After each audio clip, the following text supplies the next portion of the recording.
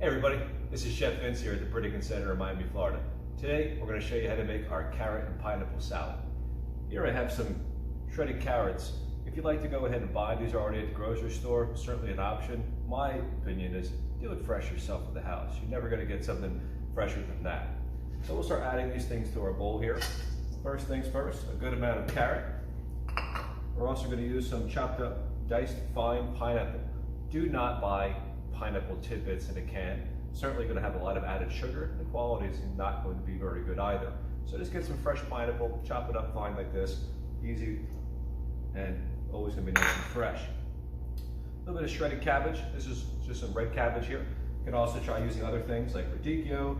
If you like to use radishes in here, great extra added flavor and color and texture. Here I have some blueberries. If you'd like to go ahead and use other things like raspberries in here, maybe even try using gooseberries. And here I have some jicama. Some people I know like to call it jicama, but it's usually pronounced jicama.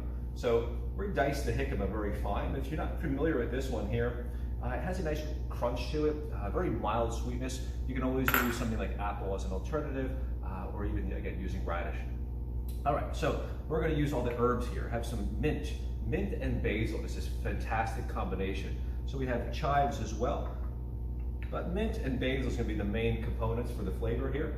So a good amount of fresh basil, good amount of fresh mint. We're going to add the recipe with all the actual measurements, but if you like a little bit more mint and basil, or maybe you don't like other ones, add things as you like. This is not a formula. It's simply a guideline of how to go ahead and make this. Have some chives here as well. You don't have chives, not a big deal to go ahead and leave those out.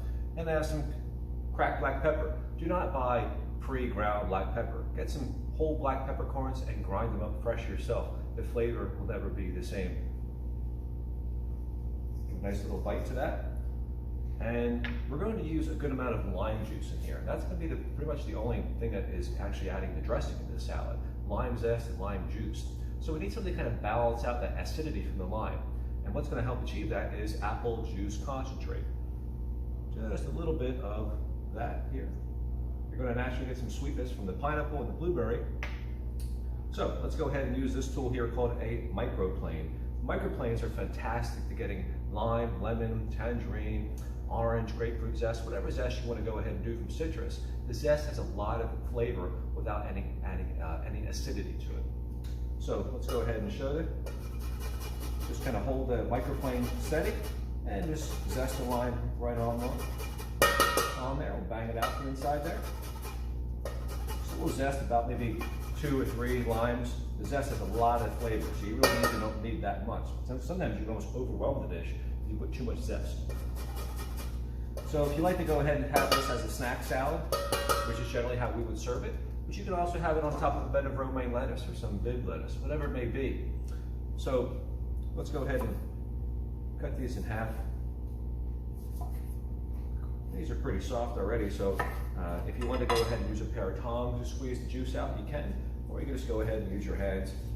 Limes would tend to be a little bit easier to juice most of the time than lemons, but it really sometimes depends on the time of the year, where you're getting them from, where they came from. Every types of variables can play into that.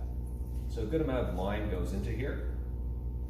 If you'd like to add an alternative dressing, they simply use the same combination of fruit and vegetables. It's a great combination that we have here. Not only is a lot of different flavors and textures, the colors. You always try to have a whole rainbow of different fruit and vegetables in your diet. This way you have a whole different variety of vitamins and minerals and nutrients that you're intaking. All right, so we'll go ahead and give that a quick toss here.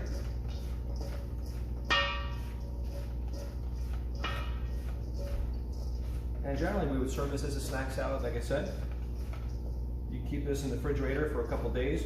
Usually the next day is usually the best because you've had time for all the flavors to develop together, all the things that kind of marry together and give that nice development there.